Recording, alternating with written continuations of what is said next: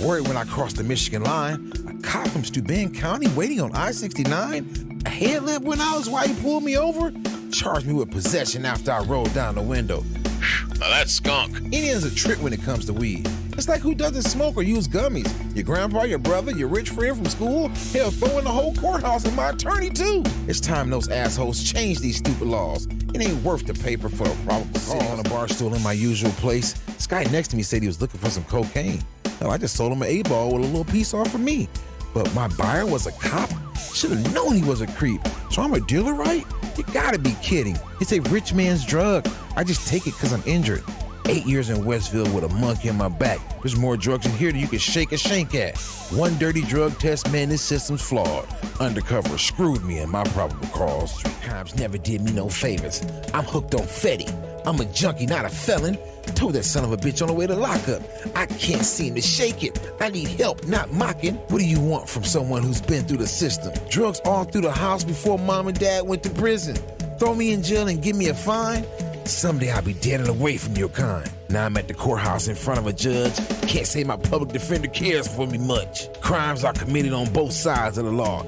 God help me now with this probable cause. C-shift never gets old. Anything can happen when you're out on patrol. You think I'm just eating donuts, man? Give me a break. Nothing on this job is a piece of cake. Lights and sirens activated. This knucklehead wants to chase. Baby mama at the scene just spit in my face. Wife's worried that someday I won't be pulling up at all. You'll read about my killer in a probable cause. Man. She went through my phone and she seen my text. I told her forget it. It was just my ex. She took a swing and knocked me flat. Man, I went wild to get her back. Judge slapped me with a no contact order. Now she's got the kids and she's staying with her mother. So she started it all and I have to take the fall. You can read my whole story in the probable cause. When I was young, caught a case for dealing and did my time. Yeah, I got a record, but I was doing fine. Running my own business on the southeast side. Yeah, I got a gun. I kept it on hand. Told the cop my reason, thought he'd understand. In this neighborhood, you need some protection. Attorney thought I could get just community corrections, but the judge decided to send me to prison. Can't get ahead no matter how hard I try. Read the probable cause, it'll make you Whispers cry. and rumors that don't get reported. Stories I write that are often distorted. Got my notebook and pen, and I'm ready to listen. Tell me the truth, I'll consider your position. I've seen killers with eyes so cold and dead, and others go to prison because of what someone said, rotting away for the rest of their lives, leaving a hole here on the outside. Things are sad here on Earth, and it's no wonder why, when you consider the sociopaths who remain in charge. It's me who sees the system for all its flaws, and I usually start with the probable cause. My right hand is reading the probable cause.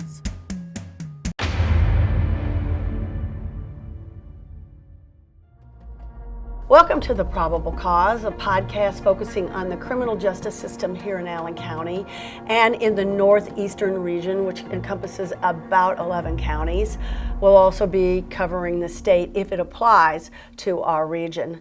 With me is Michael McAlexander. We do call him Mike. He is the Allen County Prosecutor. And contributing again will be my right hand, who is fighting deadly disease. We would appreciate your prayers. She does wish to remain anonymous, but those of you who know her are going to recognize her voice. So today we're going to be talking about traffic offenses. We're going to be talking about the ones that are nonviolent, not the OWIs where people cause death or serious bodily injury. But other ones that we're talking about would be like habitual traffic violator and driving while suspended, because believe it or not, people do get sent to prison for those, and sometimes it kind of ruins their life. But honestly, first we want to talk about the Allen County courts, so we're going to turn to Mike for all the information on that. Tell us what's going on in Allen County today, this week, and are there any big trials that we should be watching for? We started a trial today on criminal confinement, state of Indiana versus Michael Lewis. Set to go, I believe, for 2 days. Tomorrow there is a drug dealing case that is supposed to start, and I'll throw in the caveat that defendants are considered innocent until proven guilty. So the allegations against them are just that, allegations at this point. So which judges will be holding these trials this week? Judge Gull is doing the confinement case, and Judge Godfrey the dealing narcotics case. Right, so that's Judge Francis Gull and that's Judge Stephen Godfrey. And when I was in France, I noticed people just show up to sit through the trials, so you never know, you can see our system at work. I think you had some other information you wanted to share with us about the number of homicide cases are waiting to go to trial, because we know that is a burden on your staff. If you wanted to share that with us. Well, this kind of gets into the whole jail overcrowding issue that I think we've talked about before. Yeah, we have. But we have of roughly 700 inmates in the Allen County Jail, approximately 60 of them are awaiting trial on murder. And that is a pretty significant number, larger than any time I can remember in the last 40 years. Probably more than in the history of Fort Wayne, honestly. Yeah, I would say so too. I did actually look at some court statistics earlier to see how many murder cases that we filed out of this office going back to 2010. And generally our number of murders or homicides in Allen County have ranged. I think there was only 1 year where we were in single digits in the last 40 years. But generally we've been in the mid-teens to, I think the highest number was 49. And but like last year, I think we had 31. 7 of those were police action shootings. And so the average is probably somewhere around high 20s or 30s. So, I mean, when you think about it last year, actually there were 8. I hate to correct the Allen County Prosecutor, but I wrote the story. There were actually 8 officer-involved shootings, which takes it down to almost like 22, 23, which when you think about it, 22 homicides in Allen County, that's on the low end. Well, there was a shooting that was not fatal in 2024. You may be including that as an 8th one. All right, well, we'll have to check on that, Mike. But in answer to your question, I mean, obviously 1 is 1 too many. Right. But if you compare us to Indianapolis, which had last year over 200 homicides, and they've been over 200, I think, for the last several years. And if you do that on a per capita basis, we're quite a bit below that.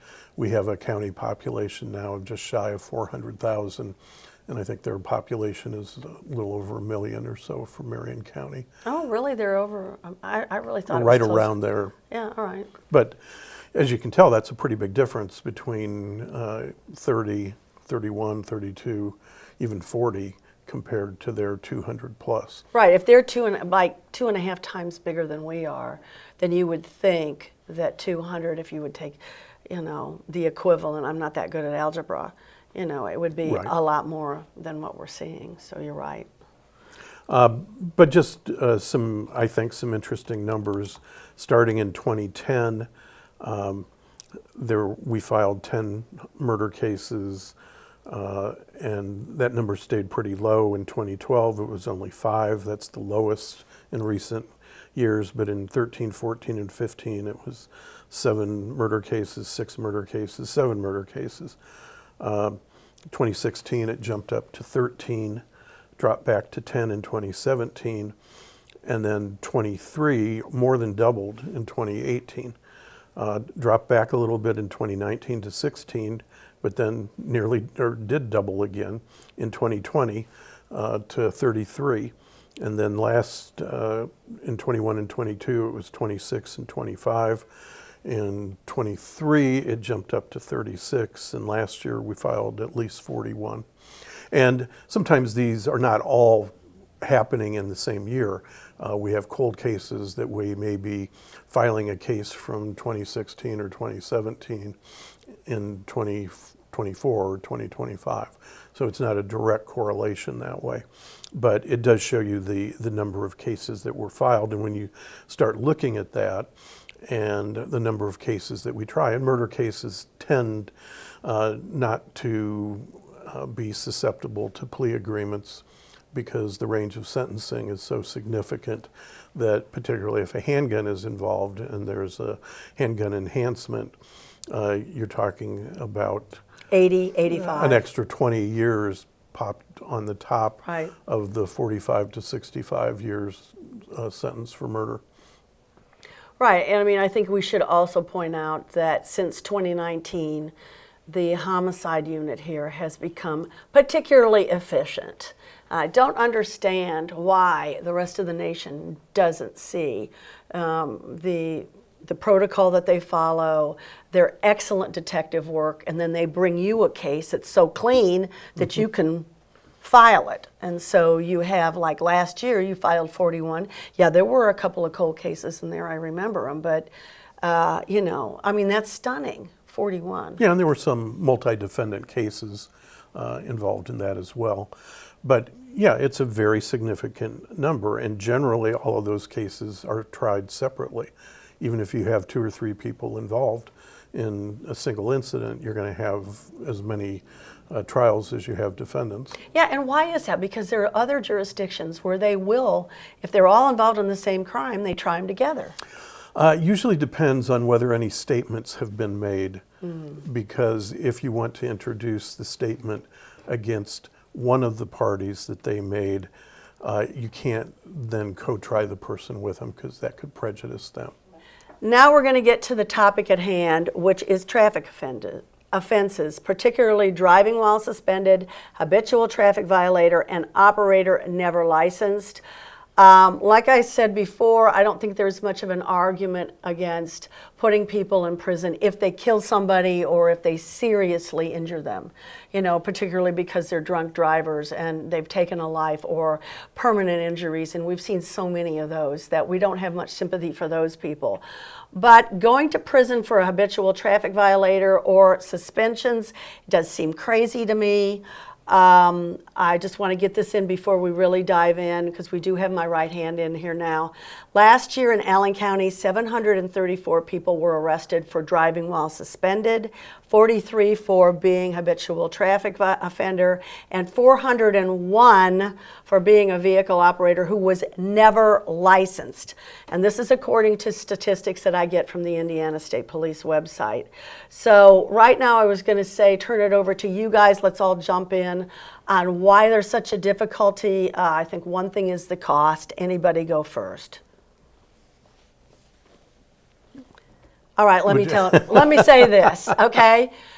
When I went into AI, I was trying madly to find out what does it cost to get a license. I also contacted the school districts in Allen County. I didn't get any answers from 3 of them. Fort Wayne Community Schools said they didn't think they offered driver's ed. Mike, you and I have talked about this. This used to be a staple in high school. Everybody got driver's education, right? Well, certainly I'm a product, or at least of through junior high school, as they called it back in the 60s. And in 9th grade then, we had a segment in health class. I think half of a semester or a full semester was devoted to the bookwork part of driver's education. And then frequently during the summers or on weekends, there were seems like a lot of times male teachers or coaches kind of had a moonlighting job of teaching the driving portion of driver's education. So that's how I did it. Yeah, that's how I did it. Now, I've got kids that grew up in the early part of this century, and the schools didn't seem to have those classes anymore. And but there are private entities that Safeway Driving School, I think, is the one that my kids went to, and it was a fee to the parents. Certainly, there's. Do you remember how much that cost you? I was thinking it was $400 or $500. I was going to say 500. Yeah, I'm pretty sure it was 500. I know in New Jersey, I had to pay even more than that. I had 2 kids that I had to pay for, and they really made it almost like mandatory that you have your children with those driving instructors. So well, I believe there were advantages with your insurance if your child had a driver's ed class before they started actually driving. So this is why, so here's something else. So let's just establish it costs at least $400 to get a driver's license. That is the same amount of money that more than half Americans do not have set aside for an emergency. Well, I will say that is not a requirement to get a driver's license. The state has requirements by statute based on age. You can get it earlier if you take driver's training, but if you take driver's training, I think you can get it at 16 in a day, and if you don't, it's 16 and a half in a day, if I remember correctly. Well, I mean, I do have somebody. Go ahead.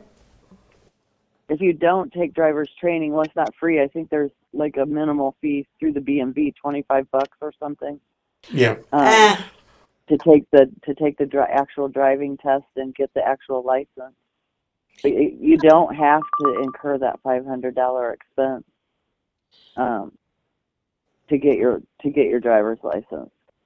So there are some factors that go in here, right? I agree. So I wanted to bring up this too because I found it in the Indiana Lawyer. It's a report from the USA Today that was reprinted from the Indiana Capital Chronicle, which is a great source. And nearly 1.4 million Hoosiers failed the driver's license test from 2020 to 2023, making it the state with the highest failure rate, according to that report. Yes, you have to pass a written knowledge test and an in-car driver's skill test. Failure to pass the test puts Hoosiers at a disadvantage since, get this, Indiana is one of the most car-dependent states, meaning that we don't have, I hate to say this, decent public transportation. More than 91% of Hoosiers need a vehicle of some sort to get to work. We are one of the most car-dependent states. That also means that you have to have the money to maintain a car. Not everybody has EVs like me, where there's very low maintenance on an EV. If you're paying for gas, you're paying for maintenance, you've got an internal combustion, it's going to cost you money. So people who can't afford licenses also aren't going to afford a brand new car. Maybe I could just put that out there too.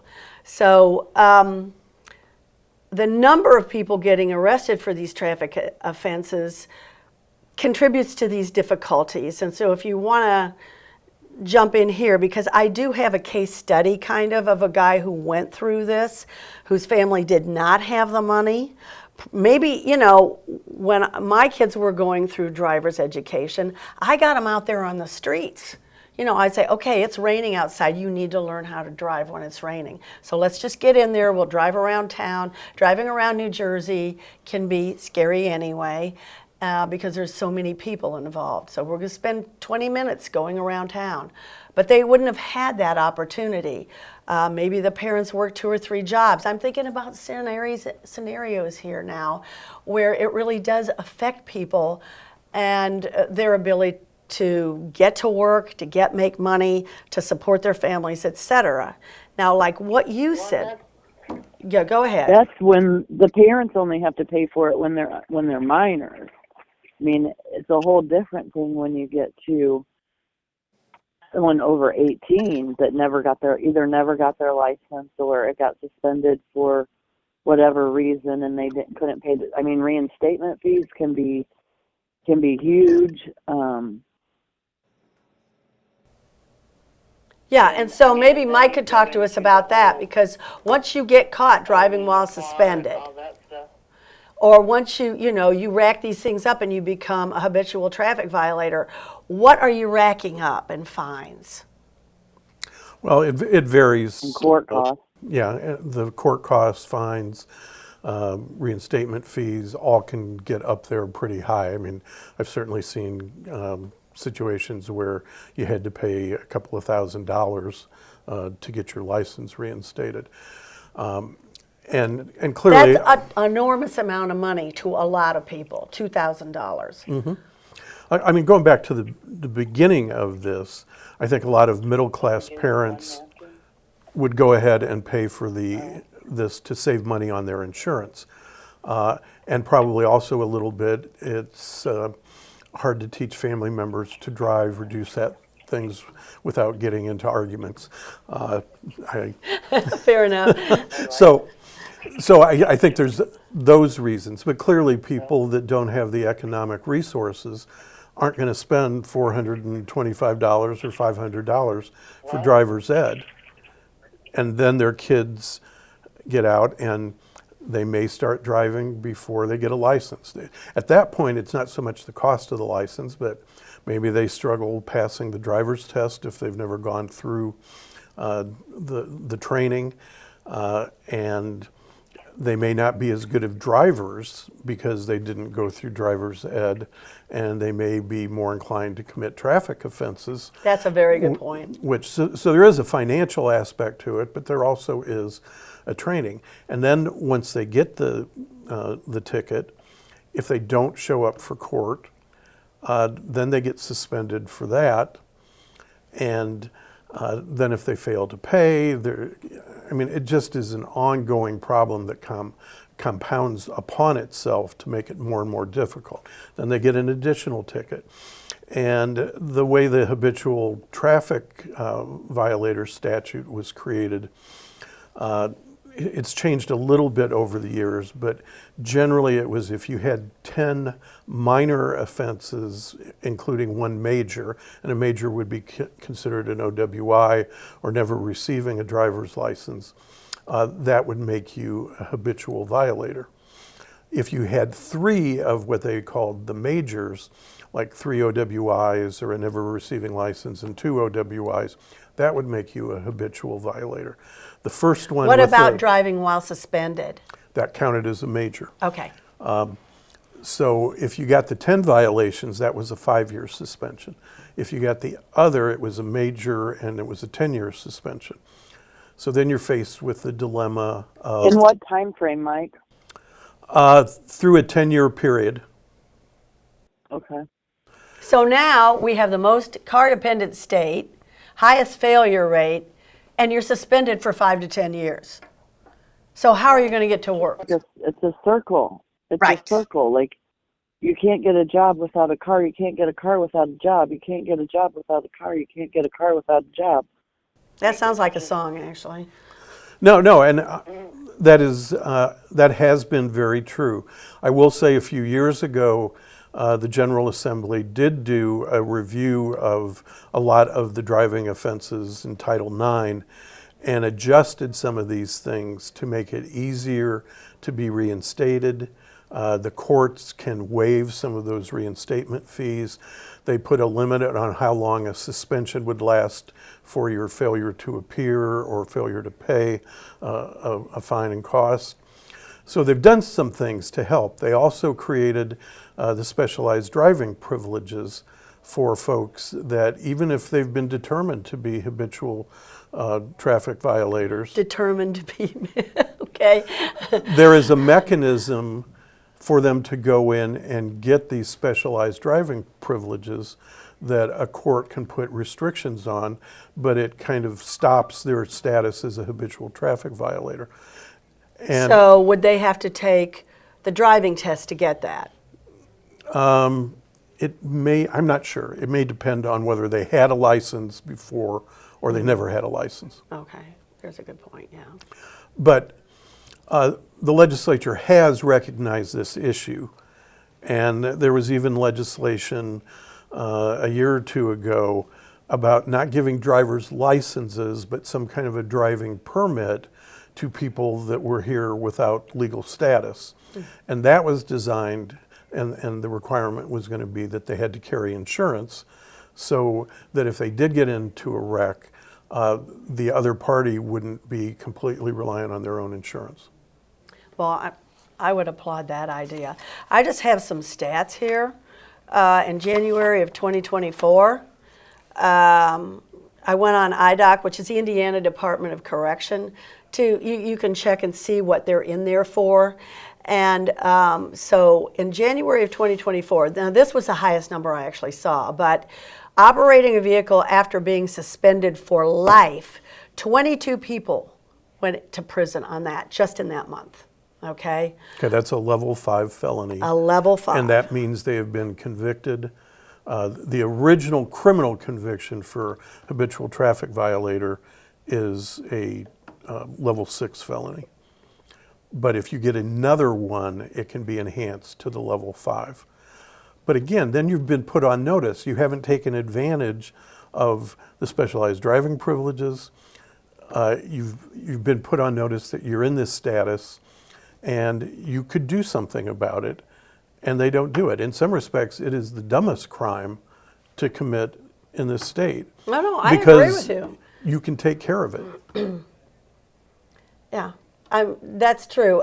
The other one was for habitual traffic violators that month. It was a level 5, and 5 people went to prison for that, which is what I call them the knockabout lads. We all know what the knockabout lads are now. The people who did not grow up with they grew up in irregular families. Maybe one parent was missing, no money, this type of thing.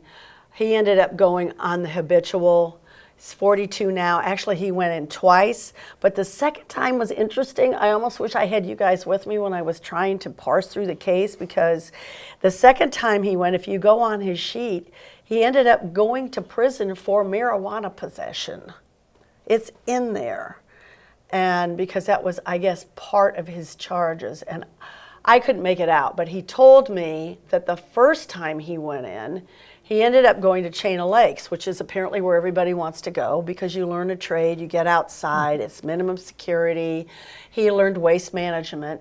But at the end of those years that he was up there, his whole crew, he says, lost their jobs. So he was sent to Westville, okay, which I believe if they're, medium and maximum security. He called it trash. He said you'd wake up and find snow on your face because there's no windows. I have heard that it's beastly hot in the summer. So this is for being a nonviolent habitual traffic violator that he winds up at Westville. It was only 2.5 months, thank God. The next time he wound up in prison, again, like I need a good lawyer to tell me, like, how did this work out? He's willing to come on the podcast, actually. Said that he wound up in Putnamville and he called it gladiator school. He said where you just had to fight all the time to survive. Once again, I want to point out that this was because he was a habitual traffic violator and or marijuana possession, which I don't consider those people particularly violent either. So that's a DOC thing. That's a classification thing, and I agree. They often misclassify people and put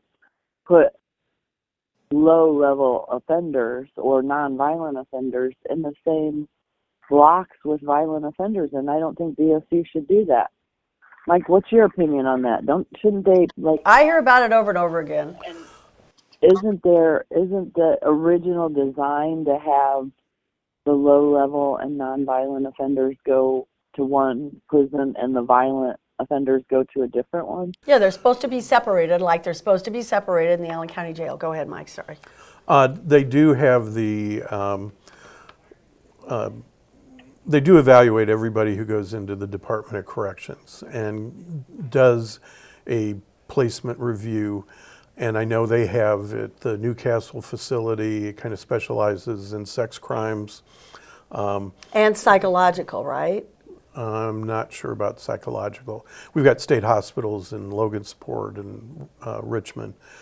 The marijuana, you're pretty unlikely to go to prison unless you're a repeat offender time and time again, or unless you're dealing with quantities that are very high. He was not charged with dealing. I saw it with my own eyes. Well, I would say there's more of a story to that because simple possession of marijuana is a misdemeanor, and the Department of Correction doesn't take misdemeanors. Right. It was combined with that habitual. Well, I think he had just built up over time so many traffic violations and other minor, like what you were saying, even the 5 or 10 and 5 years. Like, doesn't that also apply to minor offenses, not just driving offenses?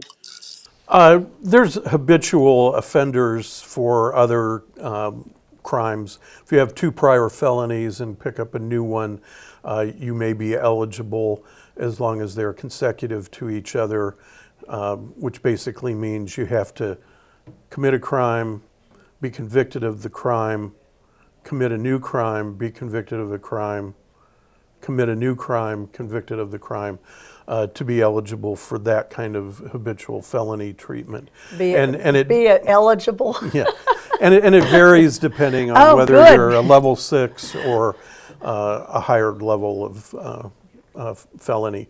So these things get a little complicated when you got to parse it through and really look at somebody's record, especially in this day of expungements where we frequently will modify a level 6 felony to a misdemeanor after they've completed their sentence. The legislature has done a lot over the years to try to punish those that are the really bad actors and offer off-ramps for the lower level offenders. Right, and I suppose that's one of the reasons they wind up back there again. And that's why the SDP, specialized driving privileges, are there, is to offer that second chance. That's why I say to end up going to prison on a habitual traffic violator, you've completely pretty much ignored all the times you had to get that taken care of. Well, I mean, there is a bright part in this story in that in 2022, Judge David Avery, who is now retired, did forgive, because you were talking about fines. He had $7,000 worth of fines. And this is another thing, you know, he's getting out. He's a knockabout lad. He doesn't have great training. He's going to be working a job where he's going to be lucky if he makes $15 or $20 an hour. And he's got $7,000 in fines. Judge David Avery is no longer the traffic court judge. We have a new one. I don't know about any other cases, but I just want to say he will come on. He's one of these. He's 42 now. Like I said, there was no money for this. He grew up with an abusive stepdad who's now dead from sclerosis of the liver. And like I said, there was no money to be had. He does have another course, and this is another thing. So he's gone to prison. He has a record. He is a felon now, right? So that means he can't carry a gun. But according to the Indiana State Legislature, he's a felon and has to wait 15 years before he can have a gun. So what does he do? He's with his girlfriend last June. They go to a gas station in a, quote, not nice part of town, unquote. He's sitting there working on his phone. Somebody calls him in. Oh, I think somebody's passed out in the car or whatever. The 2 FWPD cops show up, Fort Wayne cops show up. Unfortunately for this man, there was a gun in the car. There's some discrepancy in his story and the probable cause. He said it was wedged between something. The girlfriend, who was not the girlfriend anymore, he wanted me to point that out. So she comes out and she said, yes, that's absolutely my gun. The guy who wrote up the probable cause said that it was not a stolen gun. Nevertheless, he has a case.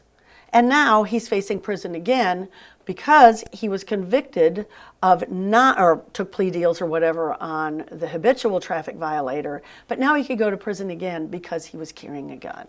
And we won't know until the end of April what the judge is going to say about that. So my heart is with him because I know him and he's not a bad guy. He has 3 daughters that he adores. You know, he's trying to make money for them, and I think we should all work on this. So I guess the last thing I'm going to ask you guys is this.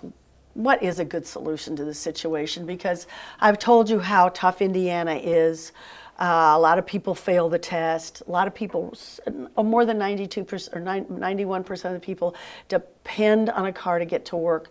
What should we do to ameliorate the situation? Just one little thing. Yeah, it's tough because by the time they learn their lesson, they've accrued so much in fines and reinstatement fees and all of that. That, I mean, they may be at a point in their life that they want to follow the law. They're just not in a position that they can. and they still have to work. They still have to live. Now, there's arguments to be made that there's public transportation. You can walk, find a job close to your house that you can walk to. And those are all valid arguments, but not always practical, depending on the place. I mean, like here in Fort Wayne, our public transportation isn't the greatest. Right. I mean, they try. They do, but if you live between, Fort Wayne and New Haven, or Fort Wayne and Huntertown, or, places like that, it doesn't go out that far. So then you get you live in Huntertown and you get a job in Fort Wayne, public transportation isn't an option. So, once you get a couple paychecks under your belt, you can probably pay for Uber, but having a license and getting a car is the most convenient way to live. But let's put it this way, Uber is not cheap. I mean, you might wipe out almost everything you're going to make that day, because a lot of these guys are in construction, service industry. This guy here, he's a bouncer, and he also is a cook at a well-known eatery in town. His mom helps him out. He says, but he had a car, but he does have a license now. That's the bright spot too. But he's 42 years old, so it took him a while to get to that point. But wait a minute, didn't Indianapolis have a couple of I don't know what it was, days where you could the prosecutor was trying to help people, get licenses or something like that? Don't you recall that?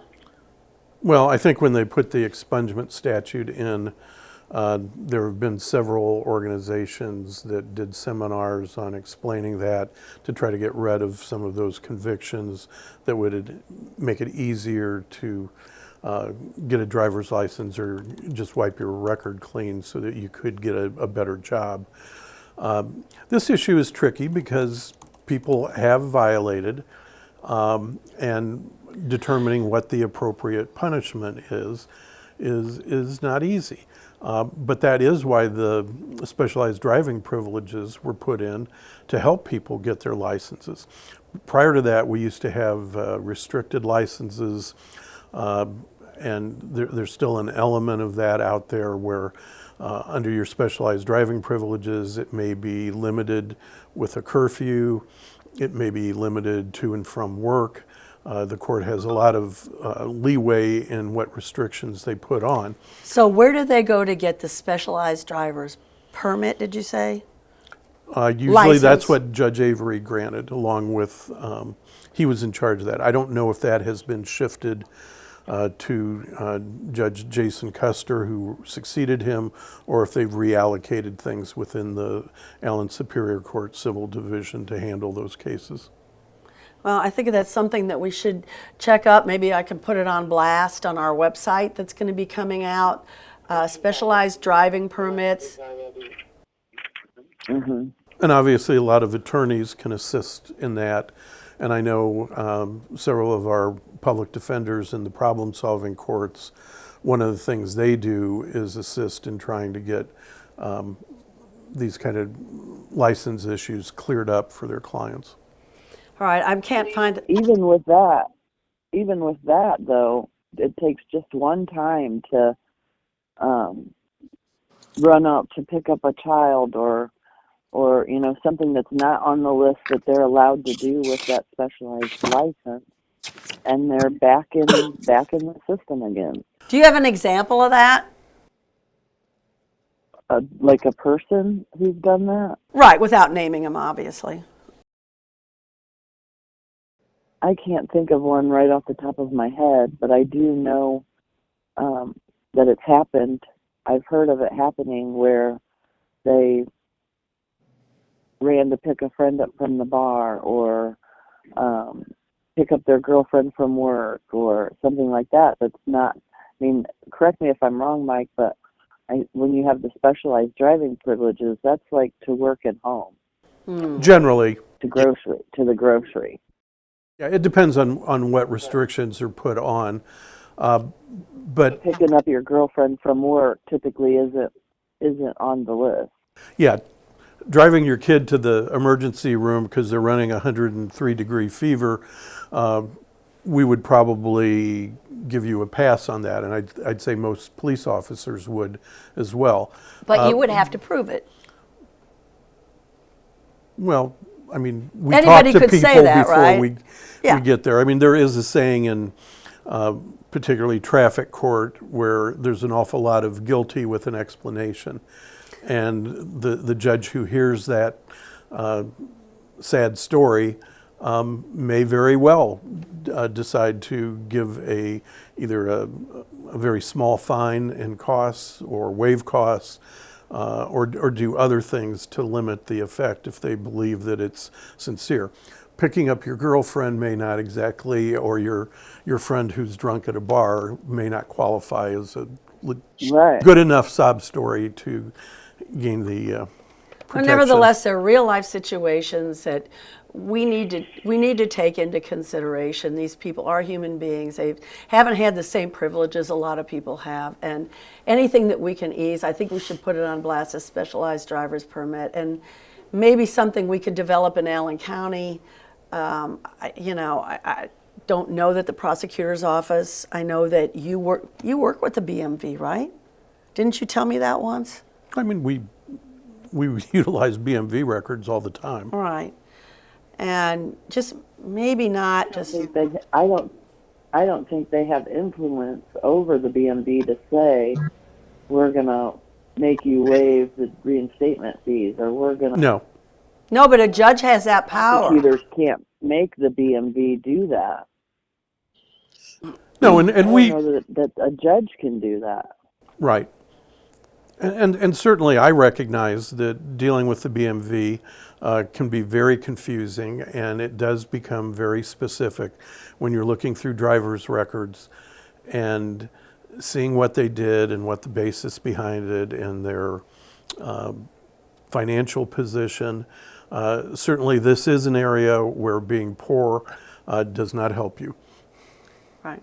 Mm-hmm. That's right. So probably we should leave it there today at that. If we come up with any kind of suggestion or recommendation for that, we should get it out there. We're also trying to recommend that Allen County get a law school. And I've written to Indiana University Law School once again to beg them, wouldn't it be great to have a bunch of interns that could help some of these knockabout lads, as I call them? And of course there are women involved in this too, who are trying to get their lives back, and one of the biggest stumbling blocks is driver's licenses. So until the next time, I'm going to sign off with my right hand, Michael McAlexander, the Allen County prosecutor, and me, Jamie Duffy, local journalist. Until the next time, thank you. This episode is filmed and edited by Frosty Pictures. The Probable Cause is produced by Maumee Media.